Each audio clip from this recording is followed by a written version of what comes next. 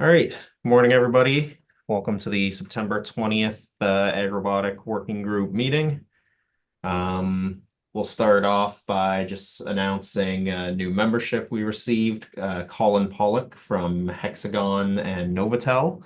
However, it doesn't look like Colin is on the call this morning, so hopefully we'll get to hear from him at another meeting. All right, and with that being said, we're joined today by Mark Goldfield as well as Taylor Bentley from the Trade Commissioner Service, and they're here to tell us all about what it is they can do and how they can help. So I'll pass it over to you. Thanks, Dan. I'll probably just share my screen, and I think Taylor's gonna kick things off. So Taylor, pass it to you, and I'll try to sort out the IT and Yeah. make things off. Yeah, thanks. And yeah, good to see everybody. So Mark Goldfield and myself, we're both trade commissioners with the Ontario office. I'll get to the kind of the overview of the Trade Commissioner Service, but so we're two of an office of about 40 folks, and we're the two most closely related to the purview of this group. We're all sectorally focused. So of course, we would have a lot of overlap with our colleagues who focus on ICT and AI. But Mark is the sector lead on ag tech. And I came in as a sector lead for advanced manufacturing and industrial machinery, and that led itself very nicely into the food tech space, food processing space. So and we'll give the general TCS 101 presentation. And throughout, we'll try to make the connections to this group, to the ag space, the federal portfolio on ag tech and food tech, and also just to encourage, for folks to bring questions to the end. We'll try to get through this as efficiently as possible so that we can kind of get to the so what, which is how can we support you? So who we are part of Global Affairs Canada, so the federal department responsible for trade, diplomacy, and everything. We are the over 1,000 trade commissioners in all of our embassies, consulates, and high commissions abroad. So we have a huge global network, a global team of over 1,000 trade commissioners. And they used to be called commercial diplomats, but it's a very old department, a very old function, you can see. And it really has, I would say it's lasted the test of time walking into it. There's so much institutional knowledge, and I would say a lot of growing complementarity between the different parts. How does diplomacy and geopolitics play into trade and whatnot? So it's always very useful to have that type of or to give clients access to that full purview of what global affairs does. It's more than just trade agreements. And so the other, what we're offering for clients, and we say clients, what that means, what we offer clients is first determining you are a client, right? All that really requires, and it's been, I would say, a pretty open definition. You need to have meaningful economic ties to Canada, and you need to have not only the potential for meaningful economic impact coming back to Canada, so continuing kind of your company's role or your office's role in Canada, but that you have the capacity to do so. Our network, the market intelligence and introductions, context, and problem solving, this really is bespoke and reliant on a lot of instruction from clients. As public servants, we can't advise, we can't provide legal support, but we can direct you to those sources, and we can be a partner as you're navigating them. How we provide that, sorry, yeah, thanks, Mark. How we Do you want to leave it? Okay, yeah, and then I was just that's kind of the getting you into our network, and then the funding is when we are actually directly supporting. I'll get into those programs, but then when we get into like the actual or how we define our support, it can fall into multiple buckets. Ultimately, it's very, I would say, measured and sequential. So, yeah, you may come to us with a large, I would say, agenda for, international expansion, and this is great. We like to both encourage and help mitigate the risks of international expansion, but we'll try to, go through a sequence of not only preparing you internationally by looking at specific market insights, both anecdotal, talking to our counterparts on the ground. We have access to trade statistics online, have access to all of the different tariff calculators and whatnot, and rules of origin calculators. So usually we have to make some kind of strategic decisions on where's the first place, where's the best place to start.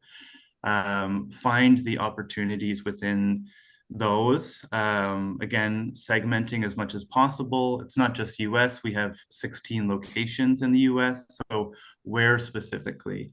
And then getting very specific into who's the type of people you're looking for, what's the type of contact we can connect you with, and how do I essentially as your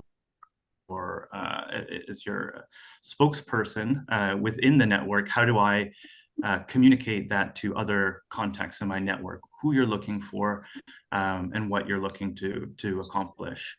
And then the last one, resolving business problems. Once you're already in market, if anything comes up, we are your point of contact to start the conversation and resolve or lead you to a resolution as best as possible. Okay, next slide. I mentioned the trade agreements, and this is important because it is part of our mandate to be both the eyes and the ears of the department with respect to trade agreements, but also be your spokespeople on trade agreements. So making sure you're getting the most out of what has been negotiated at the top level. Agreements, when they're negotiated, when we hear about them from the heads of state, they're at a very high level, sometimes very abstract. So we don't only help you, I guess, understand what that means in practical terms. For instance, if there's been any movement between our sector, between one trade agreement and another, but also how you can make the most of it. And if you're having any issues, how we can support you, both directing the comments to the folks who need to hear if there are any issues, but also ourselves just working through them with you as much as possible, because they have had a huge benefit in the trade, especially for agriculture. Trade agreements are getting us more, are a very sensitive issue, but especially as we get into more things like services, providing ICTs and high technology equipment around the world. Things like CPTPP, the Trans-Pacific Partnership with Malaysia, Vietnam, Singapore. These countries are big buyers of our technology. So that's a really fruitful area. Okay, next slide, please. Awesome. So the funding itself, we're the group, the Trade Commissioner Service. We are responsible for CAN Export. CAN Export isn't a separate group. It's a program provided by the Trade Commissioner Service. So it comes out of our funding. It's ultimately promoted by trade commissioners, and we support with applications. We support our clients completing their applications, or if there are specific questions that arise for our sector, or if a client is completing an application has questions, they'll get directed to us. And then I would say as a annually recurring funding cycle. Another thing we're always doing is I guess not just looking at the current cycle, but the next funding cycle, the next opportunity, because you can come back to them. The actual the details here are specified in the applicant guidebook is detailed. I guess the most important thing with CanExport SMEs is that it is one of the very few funding for those type of business development activities like travel, like search engine optimization, that there aren't a lot of sources of funding for, so it's exceptionally competitive. The amount of applications essentially doubled this year. So it opens from February. It opens from February to April, to the end of March, but it's best to be thinking about it well in advance. The more work you put into your application, the better. And then another important thing is that the CanExport portfolio also has another element to it. So next slide, please. So the CanExport Innovation, again, under the same program, but this one actually has a better cost sharing basis. So you get more money for what you put into it, but it is very specifically focused on new intellectual property development. So it can't be maintenance of existing intellectual property. It can't be paid research and development work. It has to be co-development of intellectual property abroad. But this is great because even if you are an established exporter in a certain region, this can be a mechanism to establish yourself in a new region with a new partner. So ultimately, while you can continue to come back to these programs, what we're always looking for is expansion, is new markets and new opportunities. But going through the process, whether it's a CanExport SMEs application, innovation application, ultimately we're just looking at what is the best opportunity and what's going to be the most aligned opportunity with what you are looking to achieve. And that always leads to the best success. So that's my part, and I'm going to pass it now to Mark. Yeah, thanks, Taylor. And we'll open it up at the end for any questions. So happy to get into more of a discussion and also provide more context on our day-to-day and how we work with ag tech companies from the regional Ontario office. But right now, I'll just quickly talk about the Canadian Technology Accelerator Program. So the CTA program was first established in 2013. It's a global business development program offered by the Trade Commissioner Service. And basically, it's designed for high potential, high growth tech companies that have a market-ready technology or product to explore global growth opportunities. So we have CTAs around the world in multiple sectors like clean tech and life sciences, and they're held in tech hubs around the world, like Boston, New York, San Francisco, Mexico City, Hong Kong. So the CTA program itself does not charge any fees to participate, but participants are responsible for their own travel and accommodation expenses. But you, as Taylor mentioned, CanExport before, we understand that sometimes you can use CanExport to help fund additional, travel, like non-travel costs to subsidize the with the CTA program. So, long story short, the CTA offers a range of benefits, including a vast access to a vast network of trade commissioners. As mentioned, we have boots on the ground in 160 plus cities globally. And really it's designed to get you coaching and mentoring by industry leaders, introductions to potential partners, clients, investors, and venture capital. It's usually companies looking to raise a seed to Series A round. And as a specific example, we have the North America AgTech CTA, which is accepting applications now. And actually, I might just I have the deck that was recently presented about that CTA program, so I might actually just switch over quickly to that deck if you just give me 1 second. I'll do another screen share and see if I can pull that up. Yeah, thanks, Mark. And this is currently in the opportunities list. It was mentioned, I think, a couple weeks back. It's open until October 30th, so it's not a rush, and I'll throw up the link to it. Yeah, sorry, just give me 1 second. Yeah.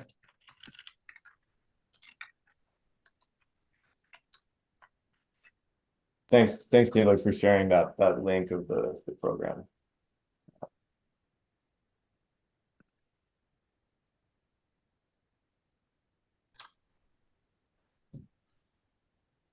So hopefully you can see that slide, and I'll just make it full screen. So there was recently a webinar held for this, and I think I can get the recording for folks, and we did get a copy of the deck as well. So Taylor's going to put the basic information about this particular program, the North America AgTech CTA, which is currently recruiting up until October 30th. And it's being run by several of our missions, our consulate in Minneapolis and San Francisco, as well as our embassy out of Mexico City. This is the program team here, and we would encourage folks to take a close look at the application requirements, which I'll speak about briefly. But if there's ever a specific question, we'd be happy to make introductions to the CTA team. So the program is focused on the US and Mexico. Why it's been kind of identified that there's some good complementarity between the including both markets. They've both run individual CTA programs in the past with ag tech companies. They've seen a lot of interest, and what the idea is to kind of bring together the complementarity, with the US focusing kind of on investment and partnership development, and Mexico being more on the business development side, with a focus on the B2Bs. So the US program, it's kind of meeting investors, accessing the US ecosystem, some good networking opportunities, whereas, as mentioned, Mexico is kind of more on that market entry or business development side, looking at sales and distribution, etc. So you see there's also a B2B program component.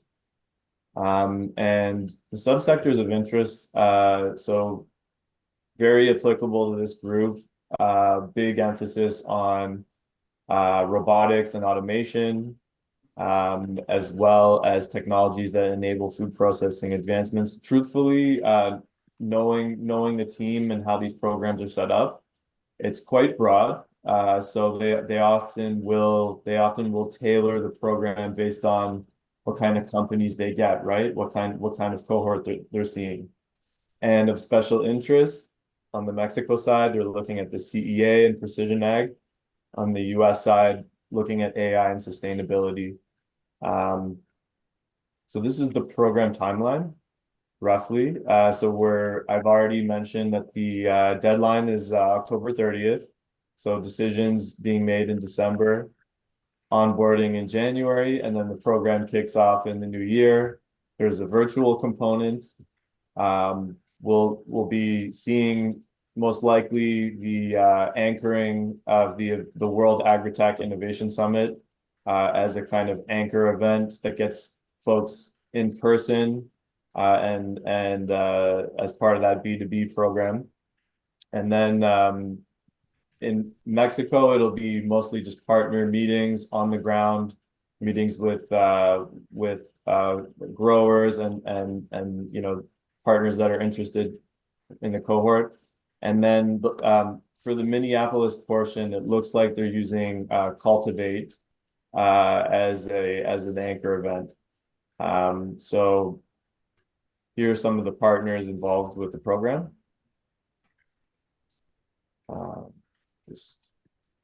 Right. So now we're getting into kind of who should apply here.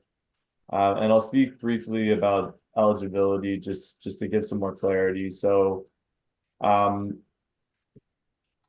companies should have a differentiated and validated technology or product. I think it's TRL 6 and above, if I'm not mistaken. So it has to have a proven product market fit with a defined target audience. And there should be an interest in both the US and Mexico markets. That's been emphasized to us. These categories here are also important. It's kind of really targeted for companies that are looking to do that external raise. So seed, Series A funding, and need to have, you know, sufficient resources to kind of go after the two markets. So just a little bit here quickly about how, you know, how companies are selected. There's participation through an external panel as well as the program leads, but basically these factors all kind of come into play. It's a nationwide program. So while Taylor and I we work with the Ontario regional office, I think they're looking to see companies from all over the country apply, but working in the sector, we know that in Ontario there are many great companies. So Taylor and I are also rooting for companies from Ontario. But all of these things come into play, and so just I won't spend too much time on this section here, but I just wanted to run through so folks kind of, you know, we spoke a little bit about the selection process.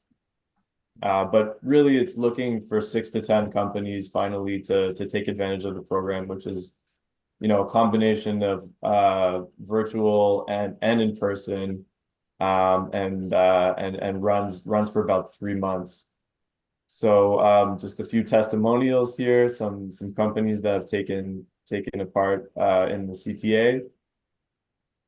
And Taylor had also thrown some info into the chat. So that's really, you know, the kind of bare bones on this program, and we're learning about it as well. It's the first time they've done a multi-mission CTA for ag tech, and we're really seeing an uptick in these ag tech CTAs. I think, you know, really hoping to kind of address some of those challenges that companies are facing with scale up, and we really hope to be kind of considered as part of that ag tech ecosystem. Taylor and I are really working hard, and we want companies to think about global opportunities in the same way that they think about local opportunities. So maybe with that, I'll just stop sharing my screen, and that's kind of the end of our formal presentation. We wanted to keep things fairly light to not, you know, put folks to sleep on a Friday morning. So but Dan, we're open to questions, and we're really happy to be here. We find this group incredibly informative for our work, and yeah, it was nice seeing some of you guys at the outdoor farm show and running into folks here and there. So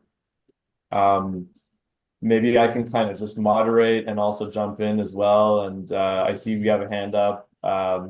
Anna Maria, we could go to you first, perhaps. Thank you so much for the presentation. It's great to kind of learn a little bit more about, you know, what your kind of key areas of focus are. I'm interested in the TCS funding, the Can Export Innovation Stream.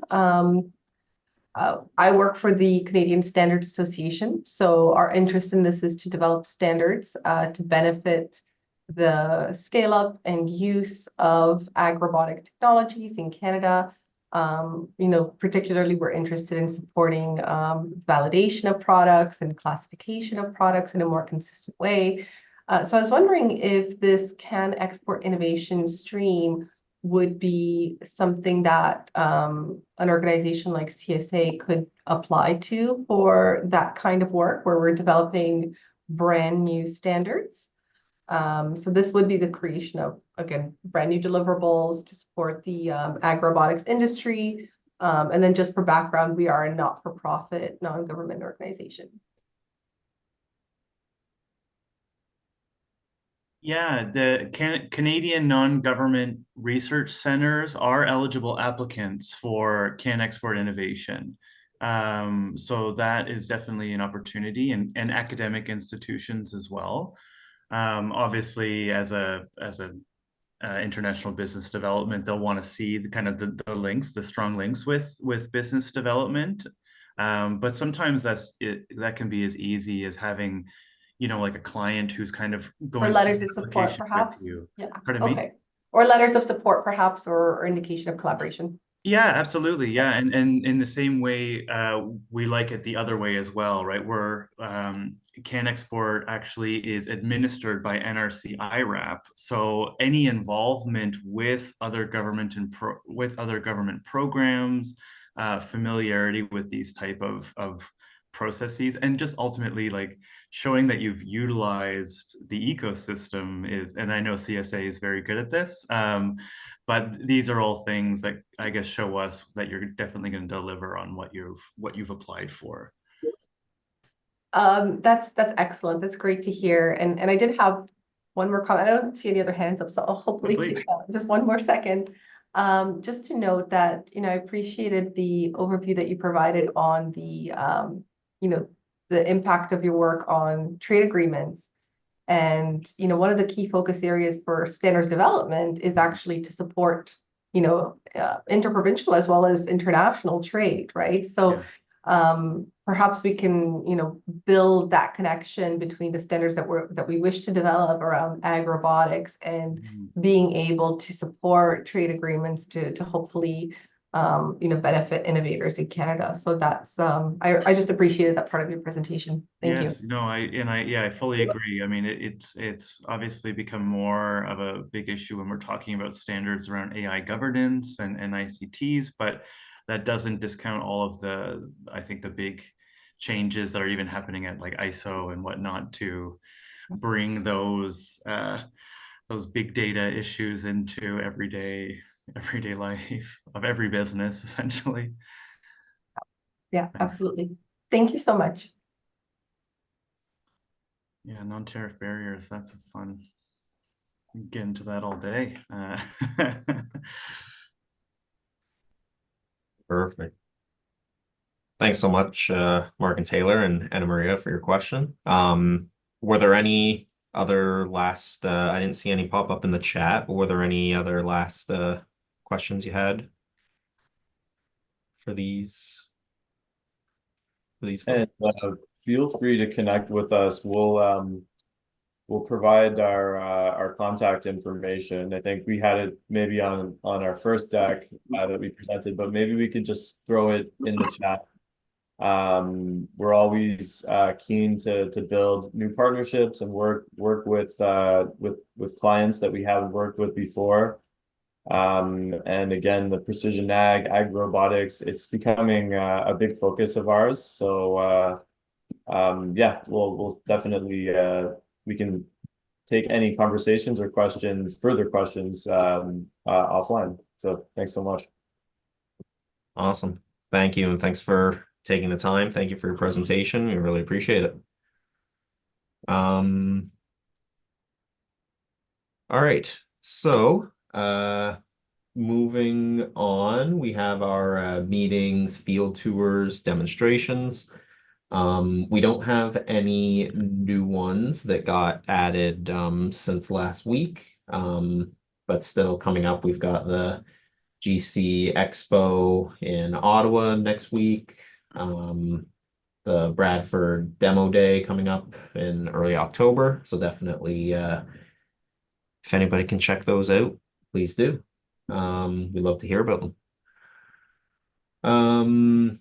Moving down into funding announcements and opportunities, we have quite a few that got added since last week. A lot of people were mentioning them in last week's chat and during the roundtable.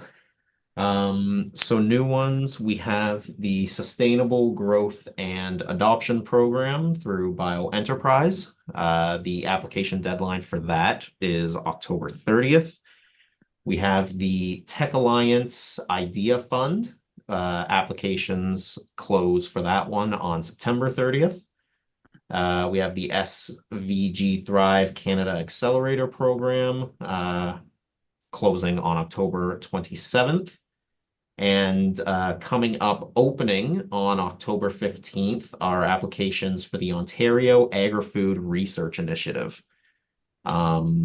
So definitely check those out, see if any of them are of use to you or somebody you know, and hopefully we can get some funds into the hands of people who need them.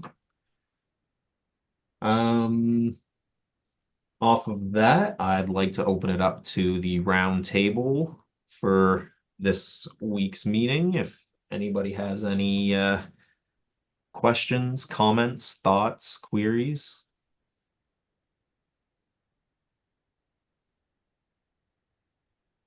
Hey, Dan, can you hear me okay? Yeah, we can hear you, Chuck. A couple things. We are heading to Ottawa, as you had mentioned. The other thing that I wanted to mention is the TVO event. Mary Ruth and Kristen and I were on that this week, and I thought they did a very nice presentation on kind of the work of the group and university support and OMAPA support. I thought that was very nicely done. It is on YouTube if you guys if people haven't seen it.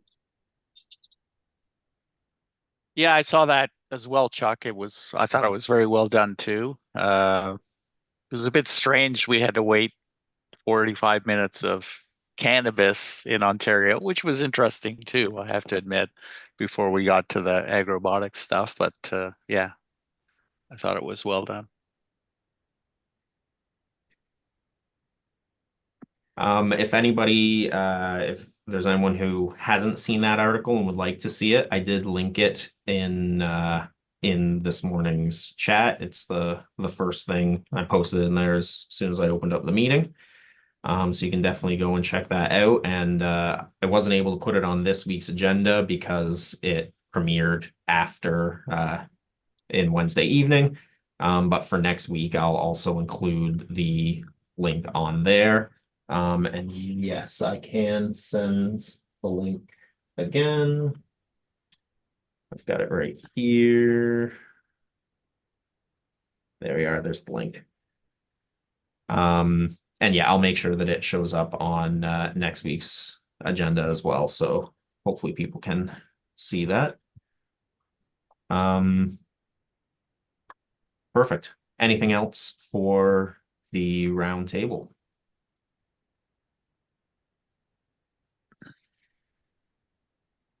No? All right then.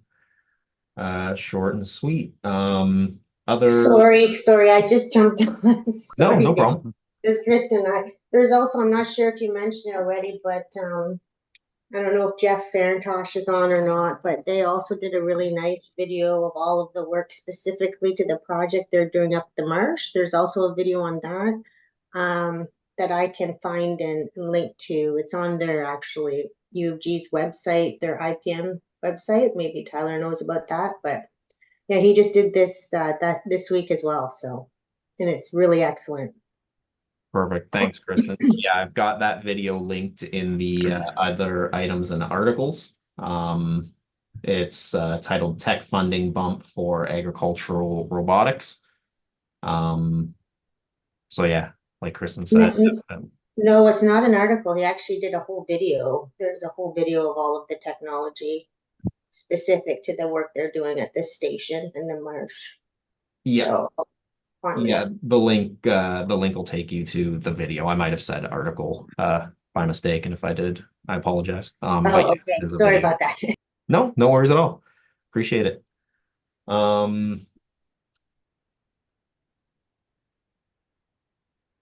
Actually, I just realized I misspoke. When I said the tech funding bump for agricultural robotics, that is a video from our presence at the Outdoor Farm Show. The one titled Robots Research Offer Taste of Farming's Future in Holland Marsh. That links you to the Holland Marsh one. So sorry, apologize for that confusion. And then we've got some other articles up there just on the industry and what's going on there. Okay. We are a little bit early, but I think unless anybody has anything else, we'll call it there for this week's meeting. Thanks again to Mark and Taylor for your presentation. We much appreciate it. We saw that you posted your contact information in the chat. That's excellent. So reach out to them, or if it's at a future time, you can always connect through me and I can make that connection for you as well. Thanks for having us. Of course, anytime. All right. Thank you very much, everybody. Have yourselves a good weekend, and looking forward to connecting next Friday. Thanks, everyone. Thanks, everyone. Thank you. Take care. Thank you.